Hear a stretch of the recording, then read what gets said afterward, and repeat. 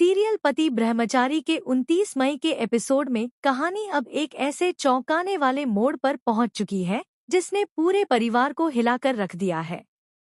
ताई माँ ने ऐसा फैसला लिया है जिसकी किसी ने कल्पना तक नहीं की थी। इस बार उन्होंने सूरज के ताऊजी के साथ शादी करने का ऐलान कर दिया है। यह खबर सुनते ही हवेली में हड़कंप मच जाता है और हर कोई हैरानी में पड़ जाता है कि आखिर ताई माँ के इस फैसले के पीछे असली वजह क्या है। एपिसोड की शुरुआत होती है हवेली के अंदर चल रहे तनावपूर्ण माहौल से।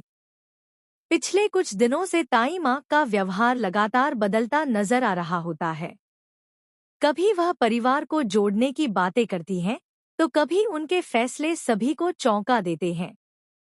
सूरज और ईशा दोनों को महसूस होने लगता है कि ताई माँ के मन में कोई बहुत बड़ा राज छिपा हुआ है। दूसरी तरफ ताऊजी भी पिछले कुछ समय से बेहद शांत और परेशान नजर आ रहे होते हैं। ऐसा लगता है जैसे वह किसी पुराने सच और मजबूरी के बोझ तले दबे हुए हों। प्रोमो में दिखाया जाता है कि पूरे परिवार को अचानक हॉल में बुलाया जाता है। सभी लोग सोच रहे होते हैं कि आखिर ताई माँ अब कौन सा नया फैसला सुनाने वाली है। तभी ताई माँ सबके सामने कहती हैं कि वह इस घर और रिश्तों को एक नई शुरुआत देना चाहती हैं। लेकिन अगले ही पल वह ऐसा ऐलान कर देती हैं जिसे सुनकर सबके होश उड़ जाते हैं। ताई माँ कहती है कि वह सूरज के ताऊजी से शादी करने जा रही हैं। यह सुनते ही हवेली में सन्नाटा छा जाता है। ईशा शॉक होकर ताई माँ की तरफ देखने लगती है, जबकि सूरज को अपनी बातों पर यकीन ही नहीं होता।